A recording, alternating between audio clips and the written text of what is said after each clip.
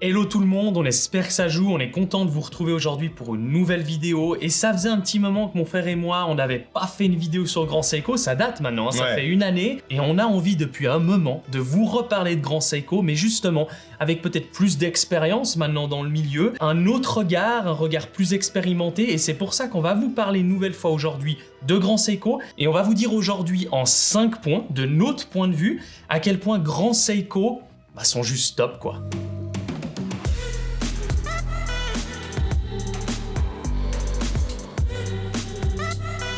Et justement, pour ce faire, pour pouvoir vous parler convenablement finalement de notre point de vue, de ce qu'on pense de Grand Seiko et de ces 5 points que vous allez très vite découvrir, peut-être que la bonne idée pour commencer la vidéo, c'est un petit peu d'introduction, de vous donner un petit peu les choses dans son contexte, de vous parler aussi de notre définition en gros de ce qu'est pour nous la qualité, surtout quand on contextualise cette qualité dans un budget, dans un tarif. En l'occurrence, on va vous parler de montres Grand Seiko qui, de la première, commence à 4800 francs et la deuxième finit à un petit peu moins de 10 000 francs. Donc, dans cette gamme de prix, entre 5 000 et 10 000 francs, c'est vrai que pour nous, Grand Seiko est actuellement, et ça depuis finalement un sacré bout de temps, la marque, la manufacture horlogère qui vous propose un minimum de compromis. C'est pas pour dire que les autres marques qui sont dans ce tarif-là ont des défauts ou quoi que ce soit, mais sont parfois plus focalisées sur un savoir-faire plus précis. Et c'est ce qu'on va vous transmettre dans cette vidéo. C'est très rare d'avoir une manufacture qui fait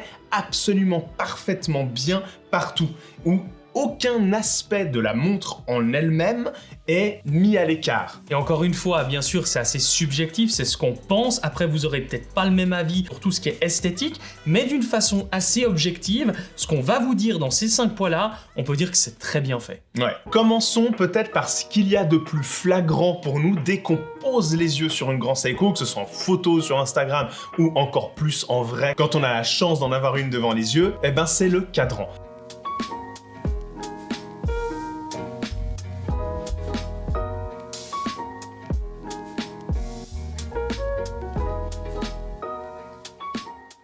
C'est finalement, quand on y réfléchit 2 secondes, l'un des composants les plus importants d'une montre, puisque c'est celui qu'on regarde continuellement quand on regarde une montre, c'est un peu le premier qu'on regarde aussi. On sent qu'à un moment donné, quand Grand Seiko décide de construire une montre, un nouveau modèle, tout part du cadran. Le cadran est un peu l'âme de la montre, et ensuite la carrure, le bracelet, le mouvement, etc.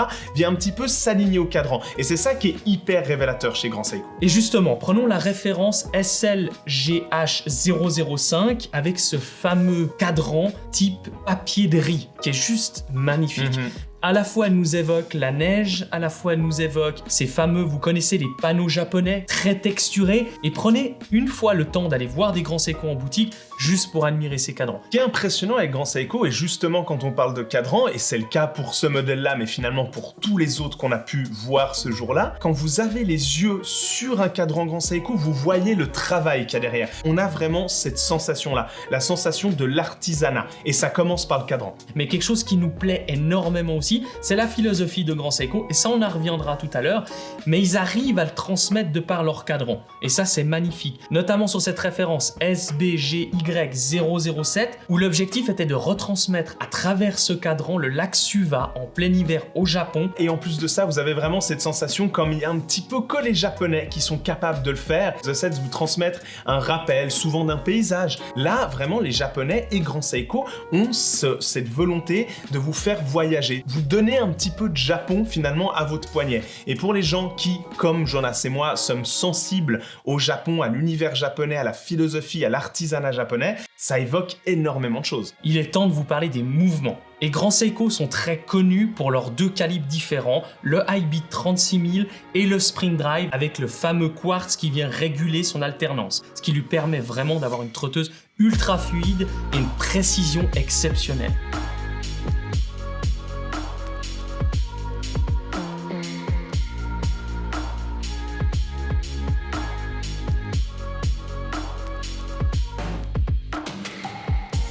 En parlant de ces mouvements, cette année, ils sont arrivés très très fort avec un nouveau modèle automatique, mouvement High Beat 36000 et 80 heures de réserve de marche.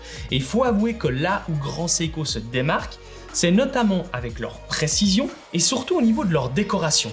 qui est très très très propre à Grand Seiko. À chaque fois que le fond de boîte est ouvert, à chaque fois qu'on a la chance de pouvoir regarder, admirer le mouvement qui anime la montre, eh ben c'est vrai qu'il n'y a pas une seule fois où avec Jonas on a posé les yeux sur un mouvement et on s'est dit c'est joli, mais c'est dommage, ça manque un petit peu de finition. Sans oublier que leur mouvement automatique 9S à 5 en 36 000 alternances ainsi que leur Spring Drive 9R sont 100% made in house. Et ça, ouais. Je voulais quand même le spécifier puisque c'est quand même quelque chose où les gens sont très très sensibles à ça. Et quand vous allez chez Grand Seiko, bah vous savez que vous avez un mouvement Grand Seiko. Et c'est une preuve de plus, et vous verrez qu'il y en aura encore d'autres, qui illustrent que Grand Seiko ne laisse rien au hasard.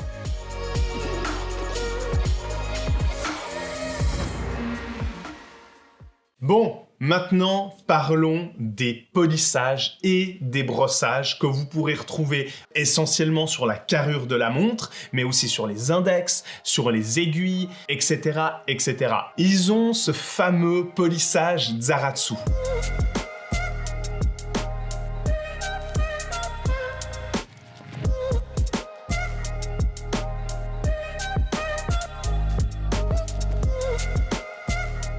Grand Seiko se targue d'avoir un savoir-faire, d'avoir une technique que les autres n'ont pas, d'où le nom de Zaratsu, qui permet d'avoir un poli brillant extrême. Selon comment vous allez orienter votre montre, et ce qui est génial, c'est que ça va être le cas aussi bien pour la carrure, donc les cornes, etc., que les index, que les aiguilles, vous allez avoir une brillance et, à l'inverse, un noir qui va être très contrasté. Sans oublier une chose quand on parle de poli, c'est qu'ils ont une capacité à ne créer aucune distorsion quand vous regardez votre montre justement en polymiroir. L'objet qui va être reflété dans la montre ne va avoir aucune déformation. Et ça, c'est hyper impressionnant. Il y a extrêmement peu de manufactures qui peuvent se targuer de ça.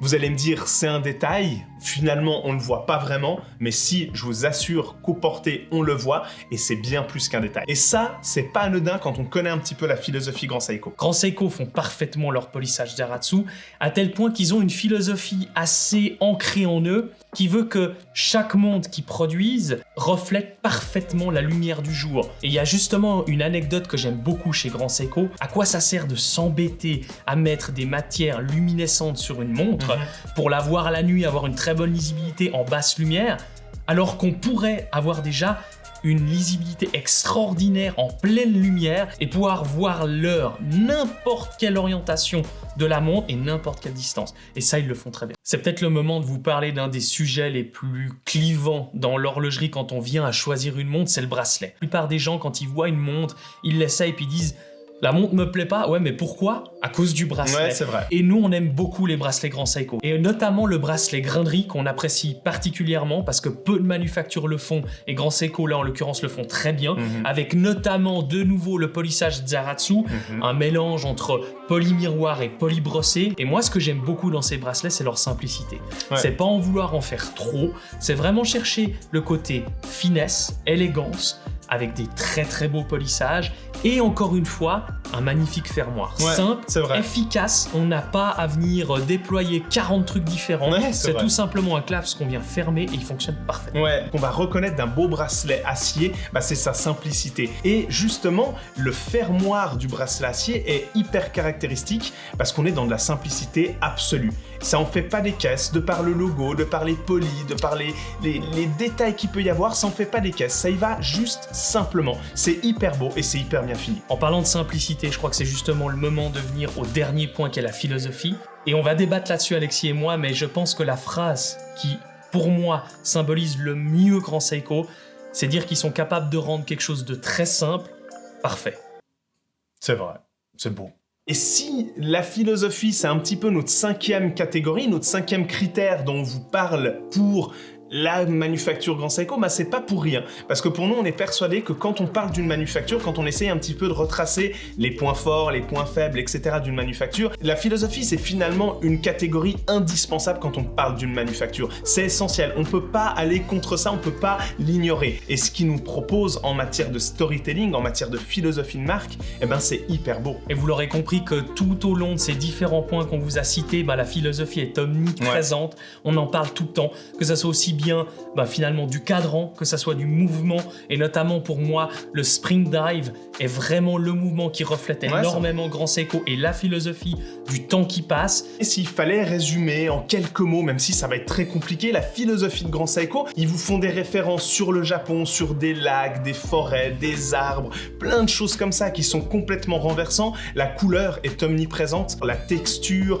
la simplicité. Et vous le savez, Jonas et moi sommes passionnés de vêtements, et notamment des vêtements japonais, parce qu'ils ont cette capacité à faire les choses d'une manière absolument parfaite, mais en même temps avec beaucoup de caractère. C'est jamais aseptisé, et là où on aime les Japonais et dans leur manière de faire les choses, c'est que vous retrouverez toujours ce qu'on appelle un petit peu des easter eggs, c'est-à-dire des petites choses cachées un petit peu par-ci, par-là. Ça peut être, je vous dis une bêtise, ça peut être un logo à un moment donné inscrit quelque part, ça peut être tout simplement une texture, ça peut être un petit détail qu'on ne remarquera pas tout de suite dès qu'on a pris la montre en main la première fois, mais que peut-être au bout de la deuxième, la troisième semaine, on aura remarqué. Et c'est ça qu'on aime avec le Japon, c'est ça qu'on aime avec Grand Seiko, c'est cette simplicité tout en restant dans le détail. Beaucoup d'émotions quand on parle de Grand Seiko parce que on les a vus pas plus tard qu'il y a 3 jours et c'était juste magnifique. Nous, ce qu'on vous invite, c'est de vous rendre dans une boutique Grand Seiko pour mettre une fois pour toutes l'image à ce qu'on est en train de vous parler. On remercie Yann de la boutique Grand Seiko à Lyon qui nous a permis de faire ces belles images. Clairement, ouais. N'hésitez pas à aller le voir si vous êtes dans la région et n'hésitez pas à nous dire dans les commentaires si finalement cette vidéo vous donne envie vraiment d'aller voir des Grands Seiko. Si vous en avez, quel est votre retour, votre feedback? Et puis comme d'habitude, n'hésitez pas à liker, à partager cette vidéo, à nous suivre et on se retrouve sur une prochaine vidéo et n'oubliez pas d'ici là, soyez à l'heure.